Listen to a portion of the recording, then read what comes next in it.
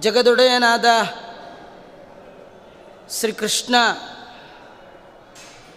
ಶರದೃತುವಿನ ತಣ್ಣನೆಯ ಗಾಳಿಯ ಸುಂದರ ಸಂಜೆಯ ಸಮಯದಲ್ಲಿ ಕೃಷ್ಣ ಪರಮಾತ್ಮ ಮುರುಳಿಯನ್ನು ಹಿಡಿದು ಅನೇಕ ತೆರನಾದ ಅತ್ಯಂತ ಮಾಧುರ್ಯದಿಂದ ಯುಕ್ತವಾದ ಗೀತೆಗಳನ್ನು ನುಡಿಸ್ತಾ ಇದ್ದಾನೆ. ಆ ಭಗವಂತನ ಆ ನೋಟ ಅವನನ್ನು ಬಯಸುವವರಿಗೆ ಸರ್ವ ಬಗೆಯ ಕಾಮನೆಗಳನ್ನು ಪೂರ್ಣ ಮಾಡುವಂಥದ್ದು. ಆ ಸಂದರ್ಭದಲ್ಲಿ ಭಗವಂತ ಅತ್ಯಂತ ಸುಂದರನಾಗಿ ಕಾಣ್ತಾ ಇದ್ದ. ಆತ ಧಾರಣೆ ಮಾಡಿರುವಂತಹ ವನಮಾಲ, ಕಮಲದ ಮಾಲೆ, ಅವನು ನೋಡುವಂತಹ ನೋಟ, ನೀರು ತುಂಬಿದ ಮೋಡದಂತಹ ಮೈಬಣ್ಣ, ಸಜ್ಜನ ವೃಂದದಿಂದ ಉತ್ತಮ ಕಂಠದಲ್ಲಿ ಗಾನ ಮಾಡಲಿಕ್ಕೆ ಯೋಗ್ಯವಾದ ಕೀರ್ತಿ ಪಾತ್ರನಾದ ಆ ಕೃಷ್ಣ ಉತ್ಕೃಷ್ಟನಾಗಿದ್ದಾನೆ. ಅಂತಹ ಕೃಷ್ಣ ನಮ್ಮೇಲೂ ಕೂಡ ತನ್ನ ದಯಾದೃಷ್ಟಿ ಅದನ್ನು ಬೀರಲಿ ಅಂತ ವಾದಿರಾಜ ಶ್ರೀಮಚ್ಚರಣರು ಪ್ರಾರ್ಥನೆ ಮಾಡ್ತಾ ಇದ್ದಾರೆ. ಕೃಷ್ಣ ಪರಮಾತ್ಮ ನಮ್ಮ ಮೇಲೆ ಯಾವಾಗ ಅನುಗ್ರಹೋನ್ಮುಖನಾಗ್ತಾನೆ, ಅವನ ಕಡೆಗಣ್ಣ ಕುಡಿನೋಟ ನಮ್ಮೇಲೆ ಯಾವಾಗ ಬೀಳತ್ತೆ, ನಾವು ಅವನನ್ನೇ ಎಲ್ಲ ಬಗೆಯ ಪುರುಷಾರ್ಥಪ್ರದ ಅಂತ ಅವನನ್ನು ಉಪಾಸನೆ ಮಾಡಬೇಕಂತ. ಭಗವಂತನನ್ನು ಮರೆತು ಯಾವುದನ್ನೂ ಕೂಡ ಬಯಸಬಾರದು. ಯಾರು ಧರ್ಮ, ಅರ್ಥ, ಕಾಮ, ಮೋಕ್ಷವೂ ಕೂಡ ಎಲ್ಲವೂ ಕೂಡ ದೇವರ ಸಲುವಾಗಿ ನಮ್ಮ ಪ್ರಾರ್ಥನೆ ಇರಬೇಕು. ಜೀವನದಲ್ಲಿ ಮನುಷ್ಯ ಪಡಿಬೇಕಾದ ದೊಡ್ಡ ಪುರುಷಾರ್ಥ ಅದು ಭಗವಂತ. ಎಲ್ಲ ಬಗೆಯ ಕಾಮನೆ ಯಾರಿಗೆ? ದೇವರೇ ಇದೆ, ನಿನ್ನ ಬಿಟ್ಟು ಮತ್ತೊಂದು ಬೇಡ ಅಂತಾರೆ. ಅವರ ಮೇಲೆ ಮಾತ್ರ ದೇವರು ತನ್ನ ದೃಷ್ಟಿಯನ್ನು ಹಾಕ್ತಾನಂತೆ. ದೇವರನ್ನು ಬಿಟ್ಟು ಬೇರೆದು ನಮಗೆ ಕಾಮನೆಯನ್ನು ಕೊಡುತ್ತೆ ಅಂಥೇಳಿ ದೇವರನ್ನು ಬಿಟ್ಟು ಉಳಿದ ಕಡೆ ಯಾರಿಗೆ ಕಣ್ಣಿದೆ, ಯಾರಿಗೆ ಬಯಕೆಗಳಿದೆ, ಅವ್ರ ಮೇಲೆ ದೇವರು ಕಣ್ಣು ಹಾಕೋಲ್ಲ. ಅವರು ಕೇಳಿದ್ದನ್ನು ಅವ್ರಿಗೆ ಕೊಟ್ಟು ಬಿಡ್ತಾನೆ. ನಾವೆಲ್ಲ ಮಹಾಭಾರತದಲ್ಲಿ ಕೇಳ್ತೇವೆ, ದುರ್ಯೋಧನ ಅವನಿಗೆ ಕೃಷ್ಣ ಬೇಡ, ಕೃಷ್ಣ ಕೊಡುವ ಸೈನ್ಯ ಬೇಕು. ಅರ್ಜುನನಿಗೆ ಸೈನ್ಯ ಬೇಡ, ಏನೂ ಬೇಡ, ಕೃಷ್ಣ ಮಾತ್ರ ಸಾಕು. ಅವನ ಮೇಲೆ ಮಾತ್ರ ಭಗವಂತನ ದೃಷ್ಟಿ, ಅವನು ಮಾತ್ರ ಭಗವಂತನ ಅನುಗ್ರಹಕ್ಕೆ ಪಾತ್ರನಾದ. ಅದನ್ನೇ ಯತ್ರ ಯೋಗೇಶ್ವರ ಕೃಷ್ಣೋ, ಭಗವಂತನ ಪರಿಪೂರ್ಣವಾದ ಅನುಗ್ರಹ ದುರ್ಯೋಧನನಿಗಾಗಲಿಲ್ಲ. ಅವನು ದೇವರನ್ನು ಮರೆತು ಪುರುಷಾರ್ಥವನ್ನೇ ಬಯಸಿದ. ಆದರೆ ದೇವರು ಮಾತ್ರ ಸಾಕು, ಉಳಿದದ್ದು ಯಾವುದೂ ಬೇಡ. ದೇವರೊಬ್ಬ ನಮ್ಮ ಬಯಕೆಯ ಪಟ್ಟಿಯಲ್ಲಿ ಇದ್ದರೆ ಉಳಿದದ್ದೆಲ್ಲ ಸಿಗುತ್ತೆ. ಧಾನ್ಯ ಬೆಳೆಯುವವ ಹೊಟ್ಟನ್ನೋ ಹುಲ್ಲನ್ನೋ ಅದು ಹೇಗೆ ಬೇಡೋಲ್ಲ, ಬೇಡದಿದ್ದರೂ ಅದ ಬಿಡದ ಹಾಗೆ ನಮಗೆ ಬರುತ್ತೋ ಹಾಗೆ ಎಲ್ಲ ಪುರುಷಾರ್ಥಗಳ ಕಾಮಧೇನು ಅದು ಭಗವಂತ. ಯಾರು ಕೇವಲ ಭಗವಂತ ಬೇಕು ಅಂತ ಅಂತಾರೆ ಅವರ ಮೇಲೆ ಮಾತ್ರ ತನ್ನ ಕೃಪಾ ವೀಕ್ಷಣೆಯನ್ನು ಭಗವಂತ ಮಾಡ್ತಾನಂತ. ಮಿಕ್ಕಾದವ್ರ ಮೇಲೆ ಮಾಡೋದಿಲ್ಲ ಭಗವಂತ. ಯಾರು ಭಗವಂತನನ್ನು ಗಾನ ಮಾಡ್ತಾರೆ ನಾವು ಜೀವನದಲ್ಲಿ ಗಾನ ಮಾಡಿದ್ದುಂಟು, ಹೊಗಳಿದ್ದುಂಟು, ಜನರನ್ನು ಹೊಗಳಿದ್ದು ಉಂಟು, ಜನಾರ್ದನನನ್ನು ಹೊಗಳಿದ್ದು ಇಲ್ಲ. ದೇವರು ನಮ್ಮ ಮೇಲೆ ಯಾಕೆ ಅನುಗ್ರಹ ಮಾಡ್ತಾ ಇಲ್ಲ, ನಮ್ಮ ಮೇಲೆ ಯಾಕೆ ದೇವರ ಕೃಪಾ ದೃಷ್ಟಿ ಬಿದ್ದಿಲ್ಲ, ಆ ದೃಷ್ಟಿಯನ್ನು ನಿತ್ಯ ಪ್ರಾರ್ಥನೆ ಮಾಡ್ತೇವೆ. ದೇವರೇ ನನ್ನನ್ನು ನೋಡು, ದಿನಾ ನಿನ್ನನ್ನು ನೋಡಿ ಎಲ್ಲ ಬಗೆಯ ಆರಾಧನೆಯನ್ನು ಮಾಡ್ತೇವೆ. ದೇವರಿಗೆ ಪೂಜೆ ಮಾಡುವಾಗ ಅವನನ್ನು ನೋಡ್ತಾ ಮಂಗಳಾರತಿ ಮಾಡ್ತೀವಿ. ಎಲ್ಲೋ ನೋಡ್ಕೊಂಡು ಮಂಗಳಾರತಿ ಮಾಡೋಲ್ಲ, ಅವನನ್ನೇ ನೋಡ್ತಾ ಅಭಿಷೇಕ ಮಾಡ್ತೀವಿ, ಅವನನ್ನೇ ನೋಡ್ತಾ ವರೆಸ್ತೇವೆ, ಅವನನ್ನೇ ನೋಡ್ತಾ ಗಂಧ, ಪುಷ್ಪ, ಧೂಪ, ದೀಪ 16 ಬಗೆಯ ಆರಾಧನೆಯನ್ನು ಮಾಡುವಾಗಲೂ ಕೂಡ ಅವನನ್ನೇ ತದೇಕ ಚಿತ್ತರಾಗಿ ನೋಡ್ತೇವೆ. ಇಷ್ಟು ಬಾರಿ ನೋಡುವ ನಮ್ಮ ಮೇಲೆ ದೇವರು ಒಮ್ಮೆ ಯಾಕೆ ನೋಡಬಾರ್ದು, ಯಾಕೆ ನೋಡ್ತಾ ಇಲ್ಲ? ಯಾರು ಅವನ ಕೀರ್ತಿಯನ್ನು, ಅವನ ಚರಿತ್ರೆಯನ್ನು, ಅವನ ಮಂಗಳಕರವಾದ ಮಹಿಮೆಯನ್ನು ಯಾರು ಗಾನ ಮಾಡೋಲ್ಲ, ಭಕ್ತಿ ತನ್ಮಯತೆಯಿಂದ ಗಾನ ಮಾಡೋಲ್ಲ, ಅವರ ಮೇಲೆ ಭಗವಂತ ತನ್ನ ಅನುಗ್ರಹ ದೃಷ್ಟಿಯನ್ನು ಬೀರೋಲ್ಲ. ನಾವು ಯಾಂತ್ರಿಕವಾಗಿ ಪೂಜೆ ಮಾಡ್ತೀವಿ.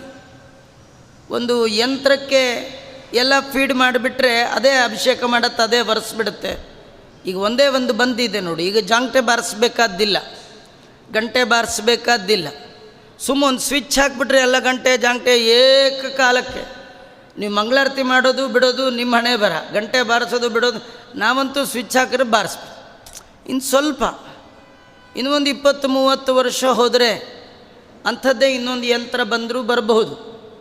ದೇವರ ಮನೆಯಲ್ಲಿ ಒಂದು ಯಂತ್ರ ಫಿಕ್ಸ್ ಮಾಡಿಬಿಟ್ರೆ ಅದೇ ಪೂಜೆ ಮಾಡಿ ತೀರ್ಥ ಗಂಧ ತೈಲಿಕ್ಕೆ ಯಂತ್ರ ಬಂದಿದೆ. ಹಾಗೆ ಒಂದೊಂದಕ್ಕೂ ಒಂದೊಂದು ಯಂತ್ರ ಮನುಷ್ಯ ಏನು ಬೇಕಾದ್ರೂ ಕಂಡುಹಿಡಿತಾನೆ. ಆ ಯಂತ್ರಕ್ಕೂ ನಮಗೂ ಏನು ವ್ಯತ್ಯಾಸ ಇಲ್ಲ. ನಾವು ಮಾಡುವ ಪೂಜೆಯು ಕೂಡ ಮಾಡಿ ಮಾಡಿ ಮಾಡಿ ಅಭ್ಯಾಸ ಆಗಿ ಯಾಂತ್ರಿಕ ಪೂಜೆ ಆಗತ್ತೆ ವಿನಃ ಮಾಂತ್ರಿಕ ಪೂಜೆ. ಮಂತ್ರ ಇಲ್ಲ, ಮಂತ್ರ ಇದ್ದರೂ ಯಾಂತ್ರಿಕ. ಯಾಕಂದರೆ ಮಂತ್ರ ಇದ್ದವರಿಗೂ ಮನಸ್ಸಿಲ್ಲ. ಬರೀ ಮಂತ್ರ ಹೇಳಿದ್ರೂ ಸಾಲದು, ಮನಸ್ಸು ಬೇಕು. ಬರೀ ಬಾಯಲ್ಲಿ ಶಬ್ದ ಬಂದರೆ ಸಾಲದು, ಹೃದಯ ಭಗವಂತನ ಕಡೆಗೆ ನಮ್ಮ ಮನಸ್ಸು ಹರಿದಿರಬೇಕು. ಹರಿಯ ಕಡೆ ಮನಸ್ಸು ಹರಿಯದೆ, ಹರಿಬಿಟ್ಟು ಹರಿದಾಡುವ ಮನಸ್ಸು ಎಷ್ಟು ಜೋರ್ ಮಂತ್ರ ಹೇಳಿದ್ರು ಪ್ರೇಮವಿಲ್ಲದ ಗಾನ ವಲ್ಲನೋ ಹರಿಕೊಳ್ಳನು. ಹಾಗಾಗಿ ಸಾಧುಗಳು ಭಗವಂತನನ್ನು ಕೀರ್ತನೆ ಮಾಡ್ತಾರೆ, ಇಲ್ಲಿ ವರ್ಣನೆ ಮಾಡ್ತಾ ಇದ್ದಾರೆ. ಸಾಧುಬಿರ್ ಗೀತ ಕೀರ್ತಿ. ಸಜ್ಜನರು ಭಗವಂತನ ಕೀರ್ತನೆ, ಭಗವಂತನ ಮಹಿಮೆಯನ್ನು ಉಚ್ಚಕಂಠದಲ್ಲಿ ಸ್ತೋತ್ರ ಮಾಡ್ತಾ ಇದ್ದಾರೆ. ಕಾರಣ ಅವನ ಅನುಗ್ರಹಕ್ಕಾಗಿ. 2000 ನಾಲಿಗೆ, 2000 ಕಣ್ಣು, 1000 ಮುಖಗಳಿಂದ ಸದಾ ದೇವರನ್ನು ನೋಡ್ತಾ ಶೇಷದೇವರು ಸ್ತೋತ್ರ ಮಾಡ್ತಾ ಇದ್ದಾರೆ. ಚತುರ್ಮುಖ ಬ್ರಹ್ಮದೇವರು ಕ್ಷಣ ಕಾಲ ಬಿಡದೆ ನಿರಂತರವಾಗಿ 4 ಮುಖಗಳಿಂದ ಅಪೌರುಷೇಯವಾದ ವೇದವನ್ನು ಒಂದು ಕ್ಷಣ ಬಿಡದೆ ಉತ್ಕಂಠದಲ್ಲಿ ಆ ಭಗವಂತನ ಗಾನ ಮಾಡ್ತಾ ಇದ್ದಾರೆ. ಅನಾದಿ ಕಾಲದಿಂದ ಅನಂತ ಕಾಲದವರೆಗೆ ಆ ಭಗವಂತನ ಪಾದ ಸೇವಾ ಮಾಡ್ತಾ ಛತ್ರ ಚಾಮರ ಅನೇಕ ಬಗೆಗಳಿಂದ ಎಲ್ಲ ಶ್ರುತಿ ಪ್ರತಿಪಾದ್ಯವಾದ ವರ್ಣಗಳು, ಧ್ವನಿಗಳು, ಆ ಎಲ್ಲದರಿಂದ ಭಗವಂತನನ್ನೇ ಲಕ್ಷ್ಮೀದೇವಿ ಸ್ತೋತ್ರ ಮಾಡ್ತಾ ಇದ್ದಾರೆ. ಇವರೆಲ್ಲರ ಸ್ತೋತ್ರದ ಮುಖ್ಯ ಉದ್ದೇಶ ಆ ಭಗವಂತ ನಮ್ಮನ್ನು ನೋಡಲಿ, ಅವನು ಅನುಗ್ರಹೋನ್ಮುಖನಾಗಲಿ ಅಂಥೇಳಿ. ಹಾಗಾಗಿ ಆ ಭಗವಂತ ನಮ್ಮನ್ನು ನೋಡಬೇಕಾದ್ರೆ ಅವನ ಕಾರುಣ್ಯದ ಕಟಾಕ್ಷ ನಮ್ಮೇಲೂ ಬೀಳಬೇಕಂತಾದರೆ ಆ ಭಗವಂತನ ಚರಿತ್ರೆಯನ್ನು, ಆ ಭಗವಂತನ ಗುಣ, ಭಗವಂತನ ರೂಪ, ಭಗವಂತನ ಕ್ರಿಯೆ, ಇದನ್ನು ಸ್ತೋತ್ರ ಮಾಡಬೇಕು. ಅಷ್ಟೇ ಅಲ್ಲ, ಕೃಷ್ಣ ಪರಮಾತ್ಮ ಸರ್ವೋತ್ತಮನಾಗಿದ್ದಾನೆ ಅಂತ ತಿಳಿದು ಭಜನೆ ಮಾಡಬೇಕು. ಎಲ್ಲರಂತೆ ಭಗವಂತನು ಒಬ್ಬ. ಸಾಮಾನ್ಯ ಕೆಲವರ ಜ್ಞಾನ, ಎಲ್ಲ ದೇವರ ಜೊತೆಗೆ ವಿಷ್ಣು ಒಬ್ಬ ದೇವತೆ. ಆದರೆ ದೇವತ್ವದಲ್ಲಿ ನೋಡೆ ದಿವಿಜರೊಡೆಯ ಅಂತಾರೆ, ಸಾಮಾನ್ಯ ಅಲ್ಲ. ಅಂತಹ ಭಗವಂತ ಸರ್ವೋತ್ತಮ ಅಂತ ತಿಳಿದು ಭಜನೆ ಮಾಡಿದಾಗ ಮಾತ್ರ ಅವನು ನಮ್ಮೇಲೂ ಕೂಡ ಒಂದು ದಯಾದೃಷ್ಟಿಯನ್ನು ಹಾಕ್ಬೋದು. ಹೀಗೆ ಭಗವಂತನನ್ನು, ಅವನ ಮಹಿಮೆ, ಅವನು ಹೇಳಿದ ಆ ಗೀತೆಗಳು, ಅವನ ಆಕರ್ಷಕವಾದ ರೂಪ, ಇದನ್ನು ಯಾರು ಗಾಯನ ಮಾಡ್ತಾರೆ, ಭಕ್ತಿಯಿಂದ ಮಾಡ್ತಾರೆ, ಅವರು ಮಾತ್ರ ಭಗವಂತನ ಪರಮಾನುಗ್ರಹಕ್ಕೆ ಪಾತ್ರರಾಗ್ತಾರಂತೆ. ನಮಗೂ ಜೀವನದಲ್ಲಿ ಆಸೆ, ದೇವರ ದಯ ಆಗಲಿ ಅಂತ. ತುಂಬ ಜನ ದೇವ್ರ ಹತ್ರ ಹೇಳ್ತಾರೆ, ಯಾಕೋ ನಮ್ಮ ಮೇಲೆ ದೇವರು ದೃಷ್ಟಿನೇ ಹಾಕ್ತಾ ಇಲ್ಲ. ಅದು ಯಾವಾಗ ಹಾಕ್ತಾನೆ ಅಂತ ವಾದಿರಾಜರು ಇಲ್ಲಿ ತಿಳಿಸ್ತಾರೆ. ನಾವು ಭಗವಂತನನ್ನು ಈ ಬಗೆಯಿಂದ ಕೊಂಡಾಡಿದಾಗ ಮಾತ್ರ, ದೇವರನ್ನು ಸರ್ವೋತ್ತಮತ್ವೇನ ಭಜನೆ ಮಾಡಿದಾಗ ಮಾತ್ರ ದೇವರು ಅನುಗ್ರಹ ಮಾಡ್ತಾ ಇದ್ದಾನೆ. ಚಂದ್ರೇ ಜೃಂಭತಿ ತನ್ಮುಖಶ್ವಿಷಿ ಮುಹುರ್ ಮಂದಾನಿಲೇ ತದ್ವಪುಃ ಗಂಧೇ ವಾತಿ ವಿಯೋಗವನ್ನಿ ಸಚಿವೆ ತತ್ಕೋಮಲಲಾಪವತ್ ವೇಣು ಕೂಜತಿ ಪಂಚಬಾಣ ವಿಶಿಕೈಃ ಶಾಣಾಶಿತೈಃ ತಾಡಿತಾ ಮಾನಿನ್ಯೋಪಿ ಯಯುರ್ಮನೋ ಭವಪಿತುಃ ಶ್ರೇಯೋ ನಿಧಿಂ ಸನ್ನಿಧಿಂ. ಕೃಷ್ಣನ ಮುಖದ ಕಾಂತಿಗೆ ಅನುಗುಣವಾಗಿ ಚಂದ್ರ ವಿಜೃಂಭಿಸ್ತಾ ಇದ್ದಾನಂತೆ. ಚಂದ್ರೇ ಜೃಂಭತಿ ತನ್ಮುಖತ್ವಿಷಿ. ನಿಜವಾಗಿಯೂ ಚಂದ್ರನಲ್ಲಿ ಈ ಬಗೆಯ ಬೆಳಕು ಅದು ಎಲ್ಲಿಂದ ಬಂದದ್ದು? ದೇವರಿಂದ. ಯದಾದಿತ್ಯಗತಂ ತೇಜೋ ಜಗದ್ಭಾಸಯತೆ ಕಿಲಂ ಯಚ್ಛಂದ್ರಮಸಿ ಯಚ್ಛಾಗ್ನೌ ತತ್ತೇಜೋ ವಿದ್ಧಿ ಮಾಮಕಂ. ಕೃಷ್ಣ ಪರಮಾತ್ಮ ಕೊಳಲಿನ ನಾದ ಮಾಡುವಾಗ ಶರತ್ಕಾಲದ ಹುಣ್ಣಿಮೆಯ ಬೆಳದಿಂಗಳು, ಭಾರೀ ಬೆಳದಿಂಗಳು. ಒಂದು ಪ್ರೋಗ್ರಾಮ್ ಆಗಬೇಕಾದ್ರೆ ಲೈಟಿಂಗ್ ವ್ಯವಸ್ಥೆ ಚೆನ್ನಾಗಿರ್ಬೇಕ್ರಿ. ಎಲ್ಲ ಲೈಟ್ಗಳಿಗೆ ಮೂಲ ಬೆಳಕಿನ ಸ್ರೋತಸ್ ಅದು ಭಗವಂತ. ಜಗತ್ತಿನಲ್ಲಿ ಏನೆಲ್ಲ ಬೆಳಕುಗಳಿದೆ, ಆ ಬೆಳಕು ಮೂಲ ಅದು ಭಗವಂತ. ಚಂದ್ರ ಭಾರೀ ಬೆಳದಿಂಗಳು ಕೊಡ್ತಾ ಇದ್ದಾನೆ, ಆದರೆ ಚಂದ್ರಂದ ಅಲ್ಲ ಅದು. ಕೃಷ್ಣನ ಮುಖದ ಕಾಂತಿಗೆ ಅನುಗುಣವಾಗಿ ಅವನ ಕಾಂತಿ. ಅವ ಎಷ್ಟು ಕಾಂತಿಯನ್ನು ಚಂದ್ರನಲ್ಲಿದ್ದು ಹೊರ ಸೂಸ್ತಾ ಇದ್ದಾನಷ್ಟೇ. ಈ ಕಥೆಯಲ್ಲಿ ನಮಗೊಂದು ಕಥೆ ಇದೆ. ನಮ್ಮ ಮುಖದಲ್ಲೂ ಕಾಂತಿ ಬರಬೇಕಾದ್ರೆ ಅದು ಭಗವಂತನ ಗುಣ ಉಪಾಸನೆಯಿಂದ ಬರುತ್ತೆ. ಮುಖೇ ಬ್ರಹ್ಮವರ್ಚಸಿ ತರಹ. ಯಾರು ಭಗವಂತನ ಆರಾಧನೆ ಮಾಡ್ತಾರೆ, ಪ್ರಾಮಾಣಿಕವಾಗಿ ಜೀವನ ನಡೆಸ್ತಾರೆ, ಅವರ ಮುಖದಲ್ಲಿ ವಿಶಿಷ್ಟವಾದ ಕಳೆ, ಅದು ಯಾವುದು ಸ್ನೋಪು ಪೌಡ್ರು ಅಥವಾ ಇನ್ನೊಂದು ಸುಖ ಸಾಧನ ಸಾಮಗ್ರಿಯನ್ನು ಹಚ್ಚಿಕೊಂಡಾಗ ಬರುವಂಥದ್ದಲ್ಲ. ಅವರು ನೋಡ್ಲಿಕ್ಕೆ ಕಪ್ಪಗಿರಲಿ, ಕೆಂಪಗಿರಲಿ, ಬೆಳ್ಳಗಿರಲಿ, ಆ ಮುಖದ ಕಾಂತಿಯೇ ಬೇರೆ. ಹರಿಗುಣಗಾನ ಮಾಡುವವರ, ಹರಿಯನ್ನು ಕೊಂಡಾಡುವವರ ಮಾಡುವ ಎಲ್ಲ ಕರ್ಮ ಹರಿಸೇವಾ ಅಂತ ತಿಳಿದು ಯಾರು ಮಾಡ್ತಾ ಇರ್ತಾರೆ ಅವರ ಮುಖದ ಕಾಂತಿ ಅತ್ಯದ್ಭುತವಾಗಿರುತ್ತೆ. ಇಲ್ಲಿ ಚಂದ್ರ ಅತ್ಯದ್ಭುತವಾದ ಕಾಂತಿಯನ್ನು, ಶರತ್ಕಾಲದ ಆ ಹುಣ್ಣಿಮೆಯ ಚಂದ್ರನ ಕಾಂತಿ ಅದು ಏನಾಗಿದೆ ಅಂದರೆ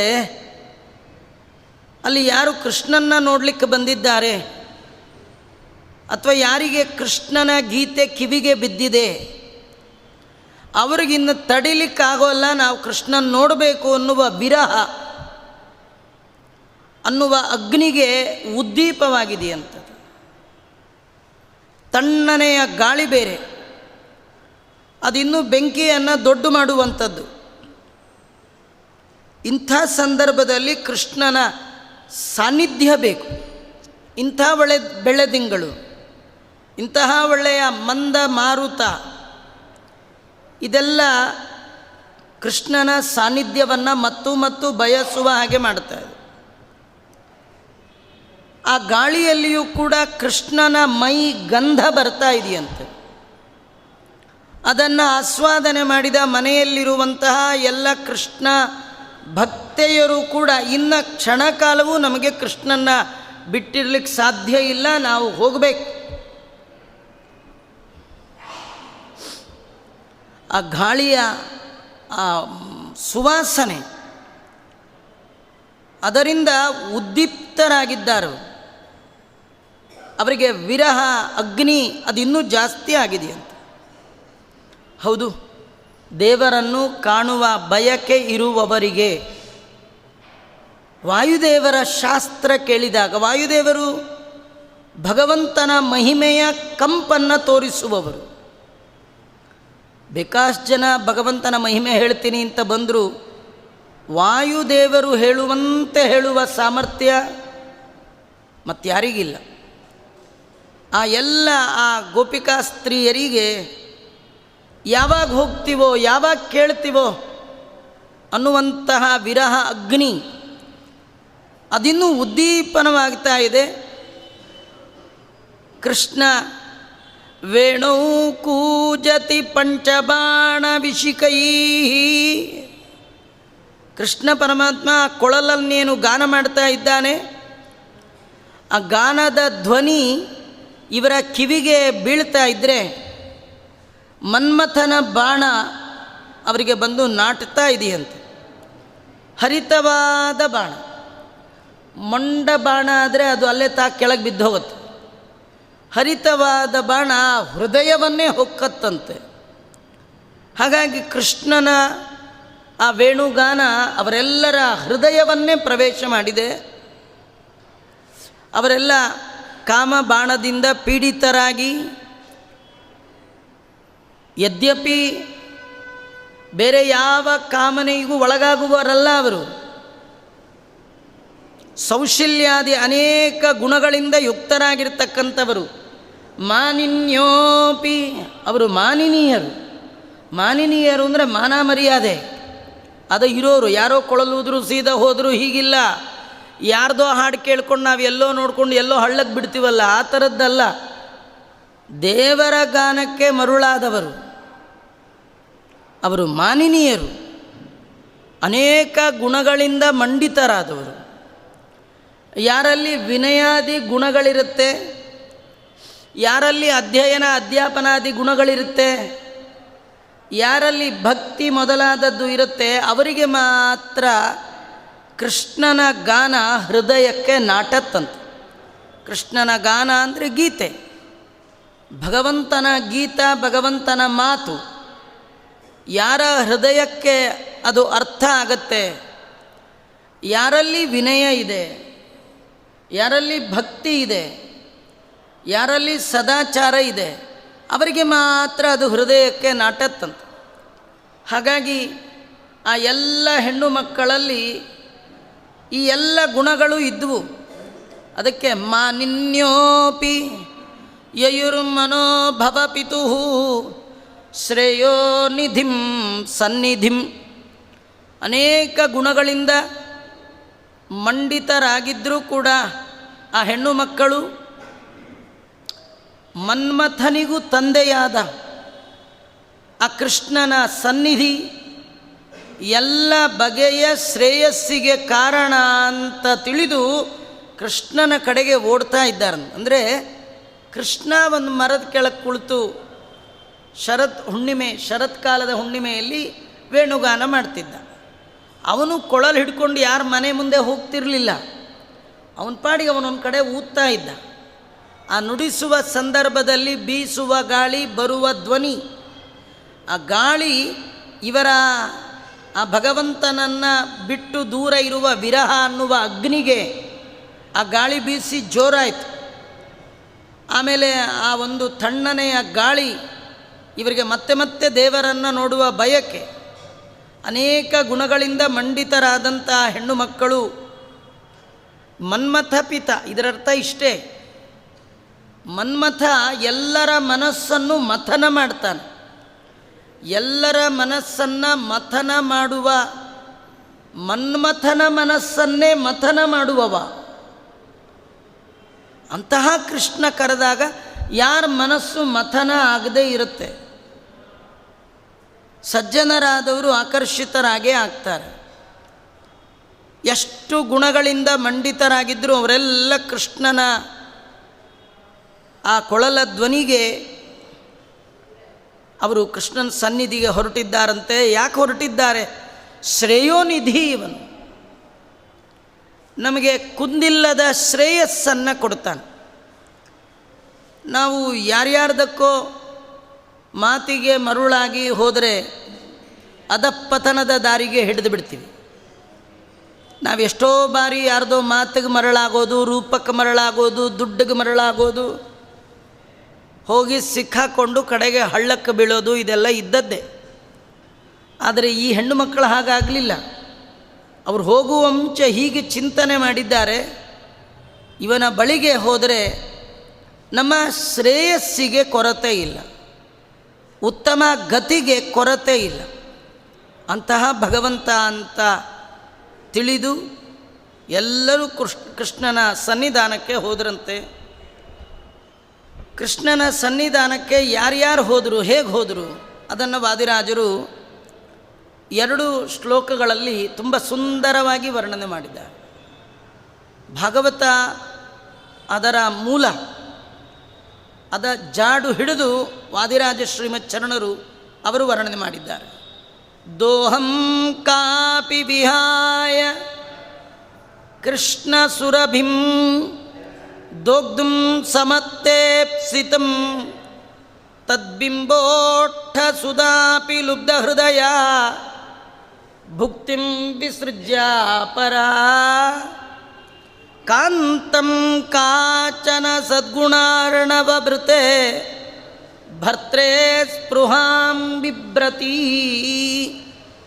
ತೋಕಂ ಕೃಷ್ಣ ವಿಹಾರ ಯೋಗ್ಯ ವಿಭವ ಕನ್ಯೇಚಿ ಕಾಚಿದ್ಗತ.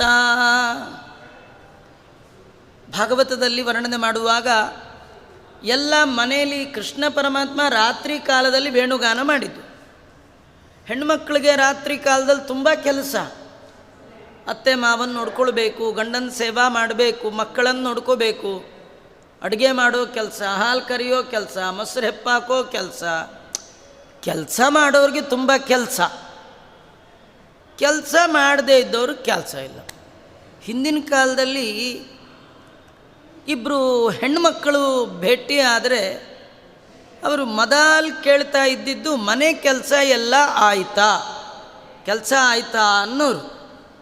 ಎದುರುಗಡೆ ಇರೋ ಹೆಣ್ಣುಮಗಳು ಒಂದೇ ಉತ್ತರ, ಯಾವತ್ತೇ ಇದ್ದು ಅಯ್ಯೋ ಎಲ್ಲಿ ಮುಗಿಯತ್ತೇಳಿ ಅನ್ನೋರು. ಇವಾಗ ಈ ಪ್ರಶ್ನೆನೂ ಇಲ್ಲ, ಈ ಉತ್ತರವೂ ಇಲ್ಲ. ಹಿಂದಿನ ಕಾಲದಲ್ಲಿ ಕೆಲಸಕ್ಕೆ ಜನ ಬೇಕಿತ್ತು, ಇವತ್ತು ಜನ ಬೇಡ.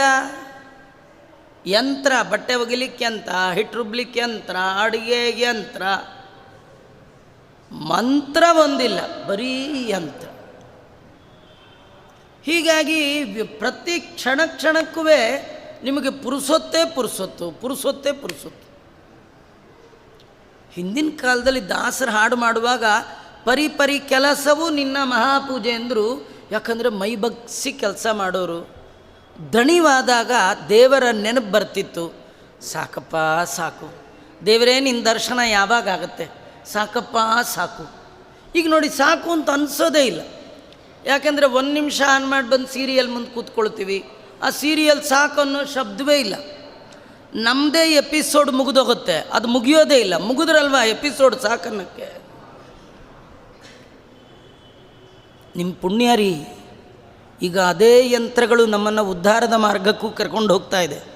ಈ ರುಕ್ಮಿಣೀಶ್ ವಿಜಯ, ಮಹಾಭಾರತ, ಗೀತಾ ಎಲ್ಲ ನೀವು ಕೇಳ್ತಾ ಇದ್ದೀರಿ. ಎಪಿಸೋಡ್ಗಳು ಮುಗಿತಾ ಇಲ್ಲ, ಮುಗಿಯಲ್ಲ, ಮುಗಿಬಾರ್ದು. ನೀವು ಈ ಜನ್ಮದಲ್ಲಿ ಪೂರ ಕೇಳಬೇಡಿ ರುಕ್ಮಿಣೀಶ್ ವಿಜಯ. ಕೇಳಿದ್ರೆ ಕಂಟಿನ್ಯೂ ಇರುತ್ತೋ ಇಲ್ಲೋ, ಜನ್ಮ ಜನ್ಮಾಂತರಕ್ಕೂ ಬೇಕು ಕೇಳಿ ಪುಣ್ಯ ಬರುತ್ತೆ. ಕೃಷ್ಣ ಪರಮಾತ್ಮ ಸಂಜೆಯ ಕಾಲದಲ್ಲಿ ವೇಣುಗಾನ ಮಾಡುವಾಗ ಹೆಣ್ಣು ಮಕ್ಕಳು ತುಂಬ ಬ್ಯುಸಿ ಇರ್ತಿದ್ರಂತೆ. ಆದರೂ ಅವರ ಕಿವಿಗೆ ಆ ಭಗವಂತನ ವೇಣುಗಾನ ಬಿದ್ದರೆ ಸಾಕು. ನಿಶಮ್ಯ ಗೀತಂ ತದನಂಗವರ್ಧನಂ ವ್ರಜಸ್ತ್ರಿಯ ಕೃಷ್ಣ ನಿಷಕ್ತ ಮಾನಸ ಆ ಜಗ್ಮುರನ್ಯೋನ್ಯಮಲಕ್ಷಿತಾಶಯ ಸಯತ್ರ ಕರ್ತಸ್ವರಲೋಲ ಕುಂಡಲ. ಆ ಎಲ್ಲ ಗೋಕುಲದ ಬಾಲೆಯರು ಕೂಡ ಮನ್ಮಥ ಪಿಥನಾದ ಕೃಷ್ಣನ ಗಾನವನ್ನು ಕೇಳಿ ಅವರ ಮನಸ್ಸು ಕೆಲಸದ ಮೇಲಿಂದ ಮಾಯ ಆಗೋಯ್ತು. ಏನು ಕೆಲಸ ಮಾಡ್ತಿದ್ದೀವಿ ಅನ್ನೋದು ಮರ್ತೋಯ್ತಂತೆ. ಹೌದ್ರಿ, ದೇವ್ರ ನೆನಪು ಬಂದಾಗ ಉಳಿದದ್ದೆಲ್ಲ ಮರ್ತೋಗ್ಬೇಕಂತ. ನಮ್ಮ ಹಣೆ ಬರ ಏನಂದರೆ ದೇವರ ಹತ್ರ ಕೂತಾಗಲೇ ಎಲ್ಲ ನೆನಪು ಬರುತ್ತೆ. ಏನು ಹೇಳ್ತಾರೆ, ಎಲ್ಲ ಮರೆತು ದೇವರ ಪೂಜೆ ಮಾಡು ಅಂತ ಅಲ್ವಾ?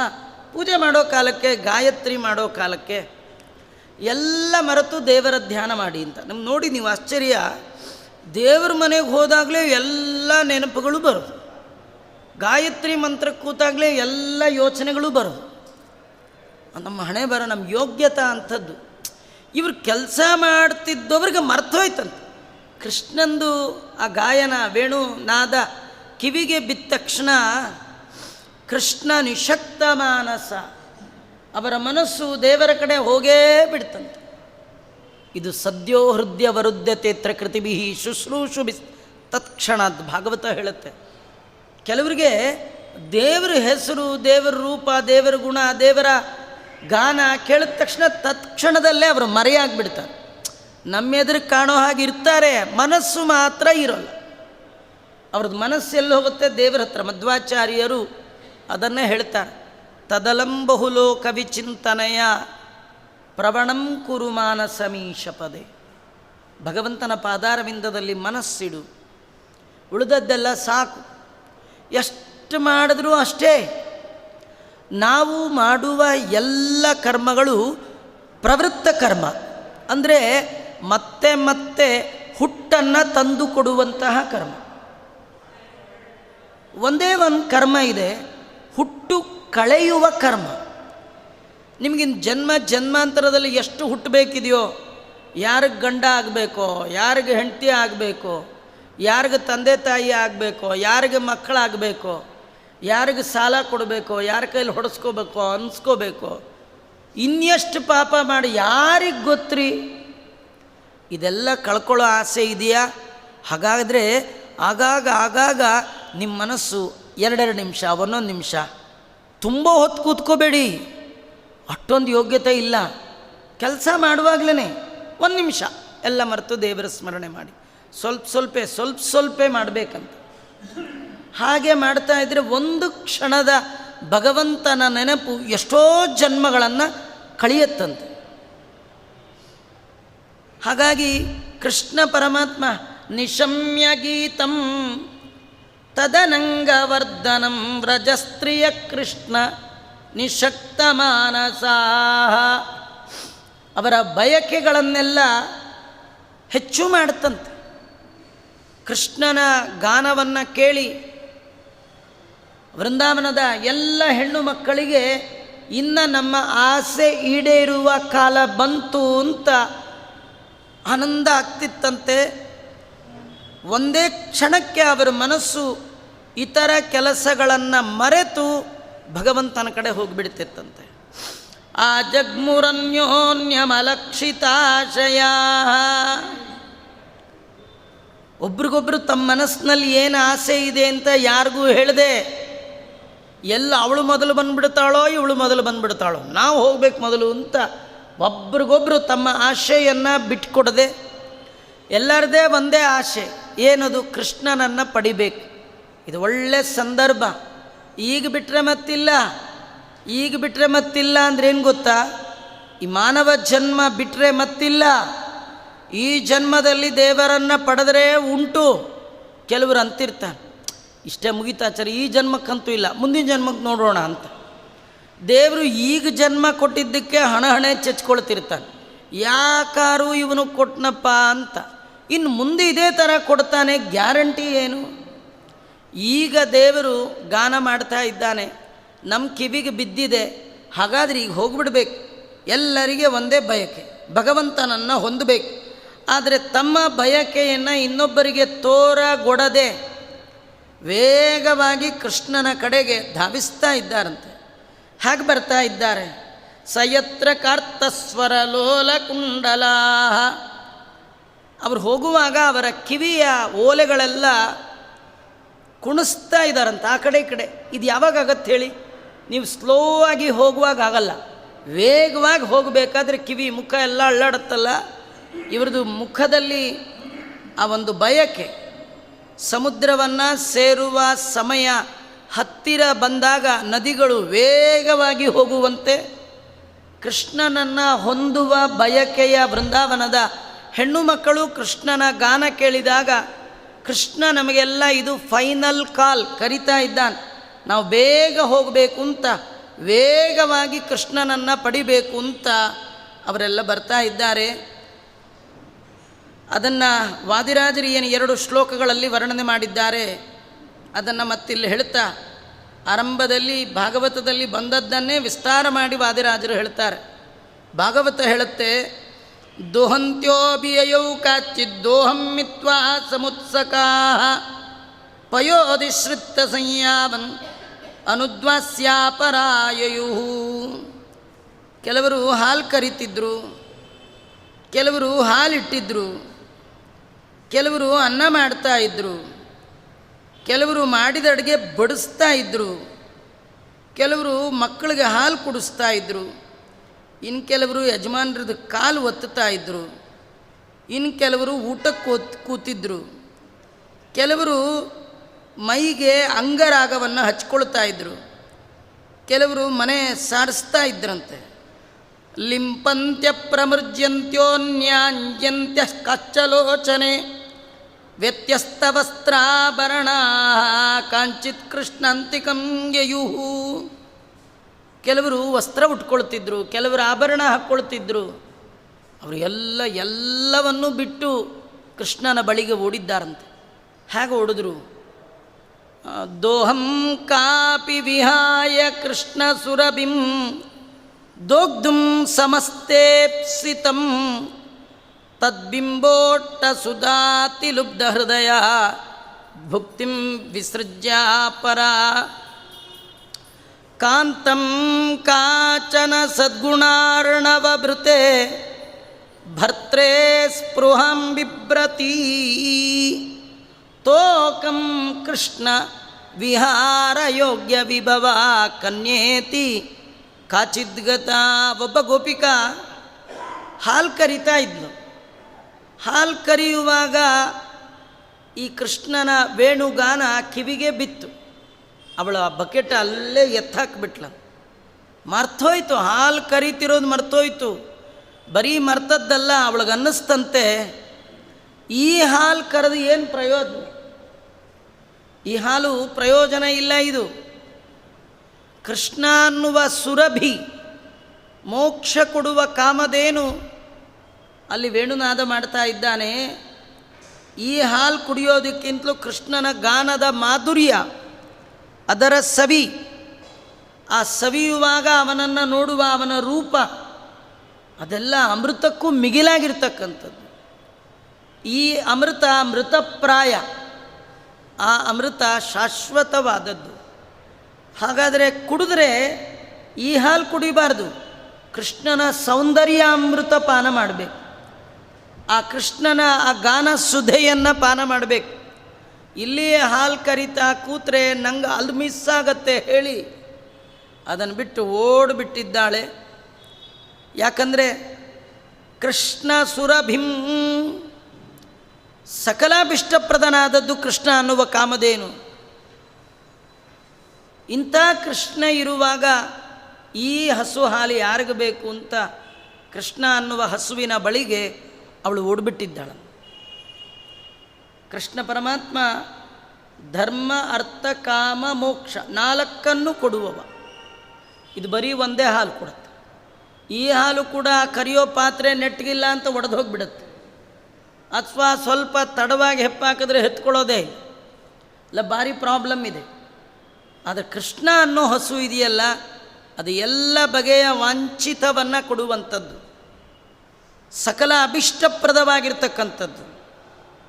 ಅಂಥ ಕಾಮಧೇನು ಕೃಷ್ಣ ಇರುವಾಗ ಈ ಕಾಮಧೇನು ಯಾರಿಗೆ ಬೇಕು ಅಂತ ಬಿಟ್ಟು ಓಡಿಬಿಟ್ಲು. ಇನ್ನೊಬ್ಬಳು ತದ್ಬಿಂಬೋಟ್ಟ ಸುಧಾಪಿ ಲುಬ್ಧ ಹೃದಯ ಭುಕ್ತಿಂ ವಿಸೃಜ್ಯಾಪರ. ಒಬ್ಬಳು ಊಟಕ್ಕೆ ಕೂತಿದ್ಲು, ಯಜಮಾನ್ರಿಗೆ ಬಡಿಸಿ ಮಕ್ಕಳಿಗೆ ಊಟ ಹಾಕಿ ತಾನೂ ತಟ್ಟೆಗೆ ಅನ್ನ ಹಾಕ್ಕೊಂಡು ಕಲಸಿ ಇನ್ನೇನು ಒಂದು ತುತ್ತು ಬಾಯಿಗಿಟ್ಟಿದ್ಲು ರೀ. ಹಾಗೇ ಇದು ಹಾಡು ಕೇಳಿಸ್ಬಿಡ್ತು. ನಮಗೆಲ್ಲ ಇಂಥವೆಲ್ಲ ಕೇಳಲ್ಲ. ಒಂದು ತುತ್ತು ಅನ್ನ ಬಾಯಿಗಿಟ್ಕೊಳ್ತೀವಿ, ಒಂದು ಫೋನ್, ಒಂದು ತುತ್ತು ಅನ್ನ ಇಟ್ಕೊಳ್ತೀವಿ, ಒಂದು ಫೋನ್, ಇಲ್ಲ ದೇವ್ರ ಪೂಜೆ ಕೂತ್ಕೊಳ್ತೀವಿ, ಒಂದು ಫೋನ್. ನಮ್ಮದೆಲ್ಲ ಮನೆ ಬರ ಇವೇ, ನಮ್ಗೆ ಇನ್ಯಾವುದು ಕೇಳಲ್ಲ ನಾವು. ಅವ್ರದ್ದು ಎಂಥ ಪುಣ್ಯ. ಅವಳು ಬಾಯಿಗೆ ತುತ್ತಿಡ್ತಿದ್ದವಳು ಕಿವಿಗೆ ಈ ಗಾನ ಬಿದ್ದರೆ ಅವಳಂದ್ಲಂತೆ, ಈ ಅನ್ನ ತಿಂದರೆ ಏನು ಪ್ರಯೋಜನ?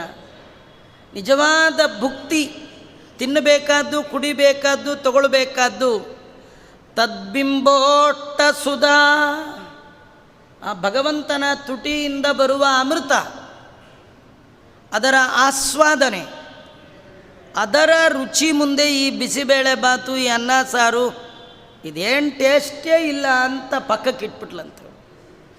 ಭುಕ್ತಿಂ ವಿಸೃಜ್ಯಾಪರ. ನಾಳೆ ಬಂತು ನೋಡಿ ನಮಗೆಲ್ಲ, ನಾಳೆ ಊಟ ಬಿಡೋ ದಿನ. ಯಾರು ಒಂದಿನ ದೇವ್ರ ಸಲುವಾಗಿ ಇದು ಯಾವುದೂ ರುಚಿ ಇಲ್ಲ, ಇದು ಬೇಡ ಬಿಡ್ತಾರೆ, ಭಗವಂತ ಅವರಿಗೆ ಅಮೃತವನ್ನೇ ಕೊಡ್ತಾನಂತ. ನಾವು ಒಂದಿನ ಒಂಚೂರು ಬಿಡ್ಲಿಕ್ಕೆ ಸಿದ್ಧ ಇಲ್ಲ.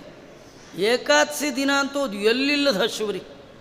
ಬೇರೆ ದಿನ ನಿಮ್ಮದೆಲ್ಲ ನೋಡಿ ನೀವೇ ಯೋಚನೆ ಮಾಡಿ, 12 ಗಂಟೆ ತನಕ ಕೂಡ ಎಷ್ಟೋ ಜನ ಊಟ ಕಾಫಿ ತಿಂಡಿ ಮರ್ತೇ ಬಿಟ್ಟಿರ್ತೀವಿ. ಕೆಲಸದ ಬರದಲ್ಲಿ ಒಮ್ಮೊಮ್ಮೆ ಕೆಲವು ಸತಿ 9 ಆದರೂ ಸ್ನಾನವೇ ಆಗಿರಲ್ಲ. 9:30 ಮೇಲೆ ಸ್ನಾನ ಮಾಡಿ 10:30 11 ತನಕ ಪೂಜೆ ಮಾಡಿ 12 ಗಂಟೆಗೆ ಯಾರೋ ಬಂದರು ಅಂತ ಅವ್ರ ಜೊತೆ ಮಾತಾಡಿ ಕಾಫಿ ತಿಂಡಿ ತಿನ್ನುವಾಗಲೇ 1 ಗಂಟೆ ಆಗ್ಬಿಟ್ರು. ಅದೇ ಏಕಾದಶಿ ಏನಾದ್ರು ಬೆಳಗ್ಗೆ 4:15 ಎಚ್ಚರ ಆಗಿಬಿಟ್ರೆ ಆಗಲೇ ಅಡುಗೆ ಮನೆ ಕಡೆ ಮುಖ ಹೋಗುತ್ತೆ, ಆಗಲೇ ಡಿಕಾಕ್ಷನ್ ಇದೆಯಾ ನೋಡುತ್ತೆ. ಎಷ್ಟು ನಮ್ಮದೆಲ್ಲ ಹಣೆ ಬರ. ಬೇರೆ ದಿನ ಬರೋದೇ ಇಲ್ಲ. ಆ 11ನೇ ದಿನ ಇದೆಯಲ್ಲ ಅದು ಭಾರಿ. 11ನೇ ದಿನ ಅಂದರೆ 10 ಇಂದ್ರಿಯ, 11ನೇದು ಮನಸ್ಸು. ಕಿರಿಕಿರಿ ಮಾಡೋದು ಮನಸ್ಸು. ಒಂದು ತೊಟ್ಟು ಹಾಲು, ಒಂದು ತೊಟ್ಟು ಕಾಫಿ, ಒಂಚೂರು ಅವಲಕ್ಕಿ ತಿಂದೇ ಇದ್ರೇನು ಪ್ರಾಣ ಹೋಗಲ್ಲ. ಆದರೆ 11ನೇ ದಿನ 11ನೇ ಇಂದ್ರಿಯ, 11ನೇ ಮನಸ್ಸು ಅದು ಬಿಡಲ್ಲ ನಮ್ಮ. ರಾವಣನಿಗೆ ಕಿರಿಕಿರಿ ಮಾಡಿದ್ದು 1 ವರ್ಷದಲ್ಲಿ 11ನೇ ತಿಂಗಳಂತೆ. ರಾವಣ ಅಲ್ಲಿವರೆಗೂ ಸುಮ್ಮನೆ ಇದ್ದ. ಸೀತೆ ಹತ್ರ ಬಂದು ಮಾತಾಡಿದ್ದು, ಕಿರಿಕಿರಿ ಮಾಡಿಕೊಂಡಿದ್ದು 11ನೇ ತಿಂಗಳು. ಯಾವಾಗಲೂ 11ನೇ ಕಿರಿಕಿರಿ. ಈ ಮಹಾಭಾರತದಲ್ಲಿಯೂ ಕೂಡ ದ್ರೌಪದಿಯ ಬಳಿಗೆ ಬಂದದ್ದು 1 ವರ್ಷ ಅಜ್ಞಾತವಾಸದಲ್ಲಿ ವಿರಾಟನ ಮನೆಯಲ್ಲಿ ಪಾಂಡವರಿರುವ ಸಂದರ್ಭದಲ್ಲಿ 10 ತಿಂಗಳು ಕಣ್ಣಿಗೆ ಕಾಣದ ಕೀಚಕ ಅವನು ಬಂದದ್ದು ಎಷ್ಟನೇ ತಿಂಗಳಲ್ಲಿ? 11ನೇ ತಿಂಗಳು. ಕೀಚಕ, ರಾವಣ ಇವರೆಲ್ಲ ಬಂದು ಸಜ್ಜನರನ್ನು ಗೋಳೈಕೊಳ್ಳೋದು ಎಷ್ಟನೇ ದಿನ? 11ನೇ ದಿನ, 11ನೇ ತಿಂಗಳು. ನೀವು ಈ 10 ಇಂದ್ರಿಯನ ಏನಾದರೂ ಮಾಡ್ಬೋದು, 10 ತಿಂಗಳು ಹೇಗೋ ಕಳಿಬೋದು. ಈ 11ನೇ ತಿಂಗಳಿದೆಯಲ್ಲ ಅದು ರಾವಣ ಇದ್ದ ಹಾಗೆ. 11ನೇ ದಿನ 11ನೇ ತಿಂಗಳು ಇದು ಭಾರಿ ಕಷ್ಟ. ಕೆಲವರು ಹೇಳ್ತಾರೆ ನೋಡಿ 11th ಅವರ್ ಅಂತ. ಹಾಗೆ ಇದು 11 ಲಾಸ್ಟು ಎಲ್ಲ ಆಗೋಯ್ತು ಆಚಾರ, ಕಡೆಯ ಒಳಗೆ ಅದೇ ಕಡೆಯ ಒಳಗೆ ನಮಗೆ ಗೋಳೆಕೊಳ್ಳು. ಅದರಿಂದ ಭಾಳ ಎಚ್ಚರಿಕೆಯಿಂದ ಇರಬೇಕು. ಇವಳಂತಾಳೆ, ದೇವರ ತುಟಿಯ ಅಮೃತ ಸಿಗೋದಾದರೆ ಆ ರುಚಿಗಿಂತಲೂ ಈ ಅನ್ನ ಸಾರಿಂದೇನು ರುಚಿ ಅಂಥೇಳಿ ಭುಕ್ತಿಂ ವಿಸೃಜ್ಯಾಪರ. ದೇವರನ್ನು ನೋಡುವ ಸಲುವಾಗಿ, ದೇವರ ಕಾನ ಕೇಳುವ ಸಲುವಾಗಿ ಉಣ್ಣೋದನ್ನು ಬಿಟ್ಲಂತ. ಕಾಂತಂ ಕಾಚನ ಸದ್ಗುಣಾರ್ಣವ ಭೃತೆ ಭರ್ತ್ರೇ ಸ್ಪೃಹಂ ಬಿಭ್ರತಿ. ಒಬ್ಬಳು ಹಾಸಿಗೆ ಮೇಲೆ ಮಲಗಿದ್ದಾರೆ ಪತಿಯ ಪಾದವನ್ನು ಒತ್ತುತ್ತಾ ಇದ್ಲು. ಕಾಲು ಒತ್ತೋ ಸಮಯದಲ್ಲಿ ಹಾಡು ಕಿವಿಗೆ ಬಿತ್ತು, ಕೃಷ್ಣನ ಕೊಳಲಿನ ಗಾನ. ಅವಳು ಯೋಚನೆ ಮಾಡಿದ್ಲಂತೆ, ಸದ್ಗುಣಾರ್ಣವ ಭೃತೆ, ಎಲ್ಲ ಗುಣಗಳಿಗೆ ಅರ್ಣವ ಸಮುದ್ರದಂತಿರುವಂತಹ ಭಗವಂತನೇ ಸಿಗುವಾಗ ಒಂದು ಗುಣವೂ ಇಲ್ಲದೆ ಈ ಪತಿ ಕಟ್ಕೊಂಡು ಏನಾಗಬೇಕು? ಈ ಪತಿ ಬೇರೆ ಬೇರೆ ಆಗೋ ಪತಿ ರೀ. ಈ ಜನ್ಮಕ್ಕೆ ಈ ಪತಿ, ಹಿಂದಿನ ಜನ್ಮಕ್ಕೆ ಯಾವ ಪತಿಯೋ, ಮುಂದಿನ ಜನಕ್ಕೆ ಯಾವ ಪತಿಯೋ ಹೇಳೋರು ಕೆಲವ್ರು ಹೇಳ್ಕೊಂಡು 7 ಜನ್ಮಕ್ಕೆ ನೀವೇ ಇರಬೇಕು ಅಂತ ಅಂದಿರ್ತಾರೆ. ಆದರೆ ದೇವ್ರ ಹತ್ರ ಹೋದಾಗ 7 ಜನ್ಮನೂ ಇಲ್ಲೇ ಆಗ್ಬಿಟ್ಟೆ ಸ್ವಾಮಿ, ಇದೇ 7ನೇ ಜನ್ಮ ಆಗ್ಬಿಟ್ಟು.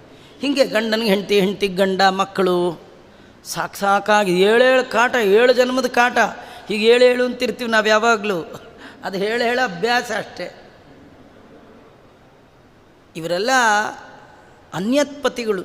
ಈ ಒಂದು ಪತಿ, ಮುಂದಿನ ಪತಿ ಕಿತಾಪತಿ. ಸೀತಾಪತಿ ಇದಾನವನು ಗುಣಗಣಾರ್ಣವ, ಗುಣಗಳಿಗೆ ಸಮುದ್ರದಂತಿರ್ತವನು. ಸಮುದ್ರಗಳಿಗಾದರೂ ಒಂದು ಲಿಮಿಟೇಷನ್ ಇದೆ, ದೇವರ ಗುಣಕ್ಕೆ ತುದಿ ಮೊದಲಿಲ್ಲ. ಅನಂತ ಕಲ್ಯಾಣ ಗುಣಗಣ ಪರಿಪೂರ್ಣ ಭಗವಂತ. ಅಂಥ ಭಗವಂತನೇ ಸಿಗ್ತಾ ಇರುವಾಗ ಇಂತಹ ಅಲ್ಪ ಪತಿ ಅಂದರೆ ಒಡೆಯ. ಯಾವುದಕ್ಕೆ ಒಡೆಯ? ಏನಿದೆ ಇವನ ಹತ್ರ ಗುಣ? ಒಂದು ಗುಣ ಇಲ್ಲ. ಅನೇಕ ಗುಣಗಳಿಗೆ ಮುಖ್ಯ ಆಶ್ರಯ ಒಡೆಯ ಭಗವಂತ. ಪತಿ ಅಂದರೆ ಅವನು. ನೋಡಿ, ನಮ್ಮಲ್ಲಿ ವರ ಅಂತ ನಾವೇನು ಟೈಮಿಂಗ್, ಜನ್ಮದಲ್ಲಿ ಒಮ್ಮೆ ಮಾತ್ರ ವರ, ಅದು ಕೆಲವು ಟೈಮಿಗೆ ಅಷ್ಟೇ. ಆದರೆ ದೇವರು ನೋಡಿ ಯಾವಾಗಲೂ ವರ. ಏಕಾದಶಿನೂ ವರ, ದ್ವಾದಶಿನೂ ವರ. ನೀವು ತಿರುಪ್ತಿಗೆ ಹೋಗ್ಬಿಟ್ರೆ ಡೈಲಿ ಕಲ್ಯಾಣೋತ್ಸವ, ಡೈಲಿ. ಒಮ್ಮೊಮ್ಮೆ ಅನ್ಸತ್ತೆ ಏನು ಪುಣ್ಯ ಸರ್, ನಮಗೇನು ಜನ್ಮದಲ್ಲಿ ಒಂದೇ ಸತಿ ಡೈಲಿ ವರ್ಣ ಇಲ್ಲೇ ಇಲ್ಲ. ನಮಗೆ ವರಪೂಜೆ ಡೈಲಿ ಮಾಡ್ತಾರೆ, ಮನೇಲಿ ಪೂಜೆನೇ ಬೇರೆ ಇರುತ್ತೆ, ಅದು ಪೂಜೆನೇ ಬೇರೆ ಅಲ್ವ. ನಾರಾಯಣನ ನೋಡಿ, ಯಾಕಂದರೆ ನಿತ್ಯವರ ಅವನು, ಯಾಕೆಂದರೆ ಗುಣಗಳಿಂದ ಅಷ್ಟು ಶ್ರೇಷ್ಠನಾಗಿದ್ದಾನೆ. ಲಕ್ಷ್ಮೀದೇವಿ ಮತ್ತೆ ಮತ್ತೆ ಅವನ ಕೈಲಿ ಮಾಂಗಲ್ಯ ಯಾಕೆ ಕಟ್ಟಿಸ್ಕೊಳ್ತಾಳೆ ಅಂದರೆ, ಕ್ಷಣಕ್ಕೆ ಭಗವಂತನ ಅನೇಕ ಕಲ್ಯಾಣ ಗುಣಗಳನ್ನು ಕಂಡು ನಿನಗೆ ನಾನು ದಾಸಳು, ನಿನ್ನ ಈ ಗುಣಕ್ಕೆ ನಾನು ದಾಸಳು, ನಿನ್ನ ಈ ಗುಣಕ್ಕೆ ಒಂದೊಂದು ಗುಣ ಸ್ಮರಣೆ ಮಾಡಿ ಮಾಂಗಲ್ಯವನ್ನು ಕಟ್ಟಿಸ್ಕೊಳ್ತಾಳೆ. ನಮ್ಗೆ ಕಟ್ಟಿಸ್ಕೊಂಡು 20-30 ವರ್ಷ ಆದರೂ ಒಂದು ಗುಣ ಕಂಡಿರಲ್ಲ, ಸಾಕಾಗೋಗಿರುತ್ತೆ ಅಲ್ವಾ. ಇದೆಲ್ಲ ನಮ್ಮದು. ನಾವು ಇದು ಯಾಕೆ ಹೇಳ್ತೇನೆ ಅಂದರೆ, ನಮಗೆ ತಿಳಿದ್ರೆ ಭಗವಂತ ಎಷ್ಟು ದೊಡ್ಡವನು ಪರಿಚಯ ಆಗುತ್ತೆ. ನಾವು ಅವನು ಒಂದಲ್ಲ ಅನ್ನೋದು ಮೊದಲು ತಿಳ್ಕೊಂಡ್ರೆ ಸಾಕು, ಮಿಕ್ಕಿದ್ದು ನಿಧಾನಕ್ಕೆ ಬರಲಿ. ಇನ್ಸ್ಟಾಲ್ಮೆಂಟಲ್ಲಿ ಎಲ್ಲ ಬರಬೇಕು ರೀ, ಏಕಾಏಕಿ ಎಲ್ಲ ಬರೋಲ್ಲ. ಈಗ ಸದ್ಯಕ್ಕೆ ದೇವರೇ ನಾನು ನೀನು ಒಂದಲ್ಲ ಇದು ತಿಳ್ಕೊಳ್ಳಿ. ಆಮೇಲೆ ದೇವ್ರ ಪರಿಚಯ, ನಿಮ್ಮ ಯೋಗ್ಯತೆ ಏನು, ಅವನ ಯೋಗ್ಯತೆ ಏನು. ಹರಿ ಮುಕುಂದನು ನೀನು, ನರಜನ್ಮ ಹುಳ ನಾನು, ಪರಮ ಪಾಪಿಯು ನಾನು, ನೀನೆಂಥ ಗುಣಗಣಾರ್ಣವ ನೀನು. ಹೀಗೆಲ್ಲ ದಾಸರಾಯರು ವರ್ಣನೆ ಮಾಡ್ತಾರಲ್ಲ. ಹಾಗೆ ಇವಳು ಯೋಚನೆ ಮಾಡ್ತಾಳೆ, ಕಾಂತಂ ಕಾಚನ ಸದ್ಗುಣಾರ್ಣವ ಭೃತೆ ಭರ್ತ್ರೇ ಸ್ಪೃಹಾಂ ಬಿಭ್ರತಿ. ಕೃಷ್ಣನ ನೆನಪು ಬಂದ ತಕ್ಷಣ ಗಂಡನೇ ಮರ್ತೋದ್ನಂತ. ನಮಗೆಲ್ಲ ಹೆಂಡತಿ ಗಂಡನ ನೆನಪು ಬಂದಾಗ ಕೃಷ್ಣನೇ ಮರ್ತೋಗುತ್ತೆ. ಅವಳಿಗೆ ಕೃಷ್ಣನ ನೆನಪು ಬಂದಾಗ ಉಳಿದದ್ದು ಮರ್ತೋಯ್ತು, ನಮ್ಗೆ ಉಳಿದದ್ದು ನೆನಪು ಬಂದಾಗ ಕೃಷ್ಣನ ಮರ್ತೋ. ನೀವು ನೋಡ್ರಿ, ನಾನೇನು ಸುಮ್ಮನೆ ನಿಮ್ಗೆ ಹಾಸ್ಯ ಜೋಕ್ಗಲ್ಲ. ಎಷ್ಟೋ ಜನ ಗಡಿಯಾರ ನೋಡ್ತಾ ಪೂಜೆ ಮಾಡ್ತಿರ್ತಾರೆ. ಆಫೀಸಲ್ಲಿ ಬಾಸ್ದು ನೆನಪು ಬಂದರೆ ಒಂದು ಸಾಲಿಗ್ರಾಮನೇ ಬಿಟ್ಟು ದೇವ್ರ ಪೆಟ್ಟಿಗೆ ಕಟ್ಟಿಬಿಡ್ತಾರೆ. ಆಮೇಲೆ ಅರ್ಜೆಂಟು ಮೈಲಿ ಉಟ್ಕೊಂಡ್ಮೇಲೆ ನೋಡ್ತಾರೆ, ದೇವ್ರು ಹೊರಗೆ ಇರ್ತಾನೆ, ಪೆಟ್ಟಿಗೆ ಕಟ್ಟೇ ಆಗಿರುತ್ತೆ. ನಮಗೆ ಆಫೀಸ್ದು ಇನ್ಯಾವುದೋ ನೆನಪು ಬಂದುಬಿಟ್ರೆ ದೇವರೇ ಮರ್ತೋಗುತ್ತೆ. ಅವಳಿಗೆ ದೇವ್ರ ನೆನಪು ಬಂದರೆ ಗಂಡನೇ ಮರ್ತೋಯ್ತಂತೆ. ತೋಕಂ ಒಬ್ಬಳು ಮಗುಗೆ ಹಾಲು ಕುಡಿಸ್ತಾ ಇದ್ಲು. ಪಾಪ ಮಗು ಮಲಗೋ ಟೈಮು, ಹಾಲು ಕುಡಿಸಿ ಮಲಗಿಸೋಣ ಅಂತ ಎತ್ಕೊಂಡು ಹಾಲು, ಹಾಗೆ ಕೃಷ್ಣಂದು ಕೊಳಲಿನ ಗಾನ ಬಂತು. ತೋಕಂ ಕೃಷ್ಣ ವಿಹಾರ ಯೋಗ್ಯ ವಿಭವ ಕನ್ಯೇತಿ ಕಾಚಿದ್ಗತ. ಹಾಲು ಕುಡಿಸ್ತಾ ಇದ್ಲು. ಕೃಷ್ಣಂದು ಗಾನ ಕಿವಿಗೆ ಬಿದ್ದ ತಕ್ಷಣ ಆ ಮಗುವನ್ನು ಅಲ್ಲೇ ಕೆಳಗಿಟ್ಟಿದ್ದೆ, ಓಡ್ಬಿಟ್ಲಂತ. ಯಾಕೆ? ಅಲ್ಲ, ಮಗುನ ಎತ್ಕೊಂಡು ಹೋಗ್ಬಾರ್ದ? ಅವಳಂತಾಳೆ, ಕೃಷ್ಣನ ಜೊತೆ ನರ್ತನ ಮಾಡುವ ಪ್ರಸಂಗ ಬಂದರೆ ಈ ಮಗು ಅಡ್ಡಡ್ಡ ಬರುತ್ತೆ, ಈ ಮಗುಗಿಂತಲೂ ಅವನೇ ಮುಖ್ಯ ಅಂತ ಹಿಂಗೋದ್ಲಂತ. ಬಹಳದ ಆಶ್ಚರ್ಯ ಕಥೆ. ಏನು ನಿಜವಾಗಿ ಕಥೆ ಏನಂದರೆ, ಇದು ದೇವರು ಕರೆದ ಅಂದರೆ ಹೇಳ್ದೆ ಕೇಳದೆ ಹೋಗ್ಬಿಡ್ಬೇಕು. ಕರಿಯಲ್ಲ, ಸದ್ಯ ನಮ್ಮನ್ನು ಯಾರನ್ನೂ ಕರಿಯಲ್ಲ, ಇನ್ನೂ ಬದುಕಿದ್ವಿ. ಕರಿಯಲ್ಲ ಅಂದರೆ ಕರಿಯಲ್ಲ ಅನ್ಕೋಬೇಡಿ, ಕರಿತಾನೆ. ಯಾರು ಹೇಳಿ? ಯಮ. ಅವನು ಕರೆದಾಗ ಬಿಡ್ತೀರಾ? ಯಮನೇ ರಾಮ, ರಾಮನೇ ಯಮ. ಯಮನೆಯಲ್ಲಿ ಕಾಣನೆಂದು ಹೇಳಬೇಡ, ಯಮನೇ ಶ್ರೀರಾಮಚಂದ್ರ ತಿಳಿದುಕೋ ಗಾಢ. ಅವರೆಲ್ಲ ಉತ್ತಮರು. ರಾಮ ಕರೆದ, ಕೃಷ್ಣ ಕರೆದ. ನಾವಂಥ ಒಳ್ಳೆಯವರಲ್ಲ, ಅದರಿಂದ ನಮ್ಮನ್ನು ರಾಮ ಕೃಷ್ಣ ಕರೆಯಲ್ಲ. ರಾಮಕೃಷ್ಣ ಅಂತ ನಿಜವಾಗಿ ಯಾರು ಜೀವನ ನಡೆಸ್ತಿರ್ತಾರೆ ಅವ್ರನ್ನ ಇಲ್ಲ ರಾಮ ಕರಿತಾನೆ, ಇಲ್ಲ ಕೃಷ್ಣ. ರಾಮ ಕರೆದ ನೋಡಿ, ಸಮಾಯಾತ ಸಮಾಯಾತ ಯೇ ಮೋಕ್ಷ ಪದೇಚ್ಛವ. ಬನ್ನಿ, ಯಾರು ಬರ್ತೀರಿ ಮೋಕ್ಷಕ್ಕೆ ಬನ್ನಿ, ನಾ ಕರ್ಕೊಂಡು ಹೋಗ್ತೀನಿ ಅಂತ ಕರೆದ. ಕೃಷ್ಣ ಕೊಳಲಿನ ನಾದ ಮಾಡಿ ಕರೆದ. ಇವರೆಲ್ಲ ಮೋಕ್ಷಕ್ಕೆ ಹೋಗೋರ ಥರ ಓಡ್ಬಿಟ್ರು. ಏನು ಗೊತ್ತಾ, ಸ್ವಲ್ಪನೂ ಭಯ ಇಲ್ಲ ರೀ. ಮಗು ಯಾರು ಬಿಟ್ಟು ಹೋಗ್ತಾರೆ? ರಾತ್ರಿ ರಾತ್ರಿ ಗಂಡನ ಬಿಟ್ಟು ಹೋಗ್ತಾರ? ಊಟ ಮಾಡೋದು ಯಾರು ಬಿಟ್ಟು ಹೋಗ್ತಾರ? ಯಾವುದು ಒಂದೂ ಬಿಡ್ಲಿಕ್ಕೆ ನಾವು ಸಿದ್ಧ ಇಲ್ಲ. ಕೃಷ್ಣ ಅಂತಾನೆ, ನನ್ನ ಬಳಿಗೆ ಬರುವವರು ಎಲ್ಲವನ್ನೂ ಬಿಡ್ಲಿಕ್ಕೆ ಸಿದ್ಧ ಇರಬೇಕು. ಎಲ್ಲ ಬಿಟ್ಟವರು ಮಾತ್ರ. ಅಂದರೆ ಎಲ್ಲ ಬಿಡೋದು ಅಂದರೆ ಮಾನ ಮರ್ಯಾದೆ ಅಲ್ಲ, ಹಂಗಲ್ಲ. ಕೆಲವರು ಅಂತಾರೆ ಎಲ್ಲ ಬಿಟ್ಟವರೇ ದೊಡ್ಡ, ಹಂಗೆ ಆ ಅರ್ಥ ಅಲ್ಲ. ತಮ್ಮದು ಏನೇನು ಬಯಕೆಗಳಿದೆ ಎಲ್ಲವನ್ನು ಬದಿಗೊತ್ತಿ ಕೃಷ್ಣ ನೀನು ಬೇಕು ಅಂತ ಬರ್ತಾರಲ್ಲ ಅವರಿಗೆ ಮಾತ್ರ. ಸರ್ವಧರ್ಮಾನ್ ಪರಿತ್ಯಜ್ಯ ಮಾಮೇಕಂ ಶರಣಂ ವ್ರಜ. ಭಗವಂತನಿಗೆ ಬಳಿಗೆ ಬರುವಾಗ ಧರ್ಮ ಅಂದರೆ ನಾವೆಲ್ಲ ಏನೆಲ್ಲ ಕರ್ಮಗಳನ್ನು ಮಾಡ್ತಾ ಇದ್ವಿ, ದೇವರ ಕರೆ ಬರುವ ತನಕ ಎಲ್ಲ ಕರ್ಮಗಳು ಕೂಡ ಆತನ ಕರೆಗಾಗಿ. ಆತನ ಕರೆ ಬಂದರೆ ಅದೇ ದೊಡ್ಡ ಕರ್ಮ. ಆ ಕಡೆ ಎಲ್ಲ ಹೊರಟು ಬಿಟ್ಟಿದ್ದಾರಂತೆ. ಇಷ್ಟೇ ಮಾತ್ರ ಅಲ್ಲ, ಇನ್ನು ಕೆಲವರು ಇನ್ಯಾಗ ಹೊರಟರು ಮತ್ತೆ ನಾಳೆ ನೋಡೋಣ ಅಂತ ಹೇಳ್ತಾ ಶ್ರೀಕೃಷ್ಣ ಅರ್ಪಣಮಸ್ತು.